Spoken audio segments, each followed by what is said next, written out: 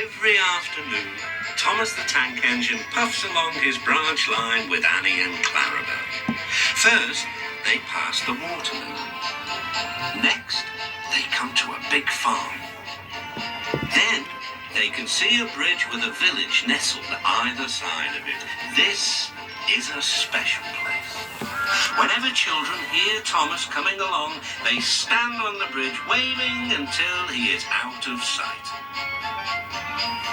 One day, Thomas was running late. He had stopped at the signal before the bridge to talk to some new children. Percy was waiting too. "Hurry up, Thomas," called Percy when the signal dropped. "If you're late, the Fat Controller may get a new engine to replace you." He would never do that, thought Thomas, but he was worried. Next day, Thomas hurried along the line. Just ahead was a goods yard. There, on the platform, was an inspector waving a red flag. Next, Thomas saw some children. They were waving too. Something must be wrong, thought Thomas. This station is for goods, not passengers. "Help, Thomas, help! We are glad to see you," called the children. "Please, will you take us home?" The station master explained to Thomas's driver that the school bus had broken down and that all the parents would be worried if the children were late. Thomas waited as the children walked down from the bridge. Then he took them to the next station, where Bertie was waiting to take them home. When Thomas finished his journey, he was very late. He was worried that the Fat Controller might be cross with him. "I warned Thomas," puffed Percy to James. "He's been late one time too many. He'll be in trouble now."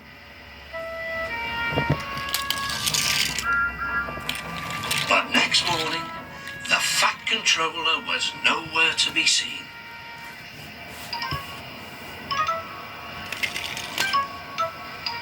"Thank goodness," sighed Thomas.